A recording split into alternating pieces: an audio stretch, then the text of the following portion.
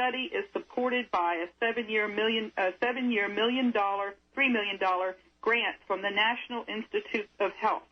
So what I wanted to do was look into the combination flu vaccines that were administered to horses on that very track in Florida that will have had a chance to communicate with the dogs, the racing greyhounds, that then spewed forth this new canine problem to the increasing areas.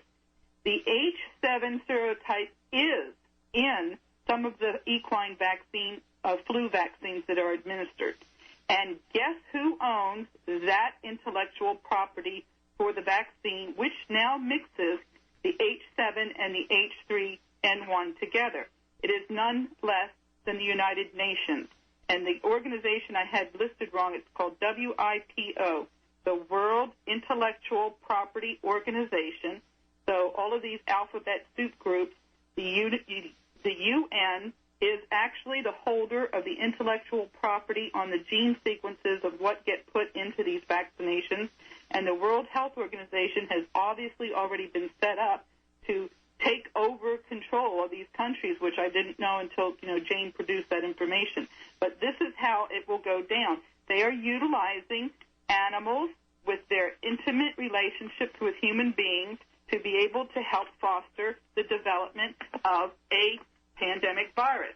There is a book online by Dr. Michael Greger. It's called The Bird Flu, a Virus of Our Own Making, Our Own Hatching. He is the Director of Public Health and Animal Agriculture for the Humane Society of the United States. There's over 3,200 references that connect why these viruses come out of the very use of the vaccinations that we use in veterinary medicine. He's an MD doctor, but he's also a Director of Public Health. And if you want to access that information, and like I said, it's hard to fight with 3,200 references, but it's birdflubook.com, and that's available online. Okay? So we have the makings of a pandemic virus, and we have clearly the interaction of people that should be protecting our health, and no, they are not. They have quite a different agenda. Well, not only do they have a different agenda, I mean, that's like putting it mildly. They are combining all of these things, finding, as you've said on previous shows, having their virus hunters to go out to find the most lethal versions possible, and then making them their intellectual property. I mean, this is insane, people. This is insane, and I really think the people are getting it.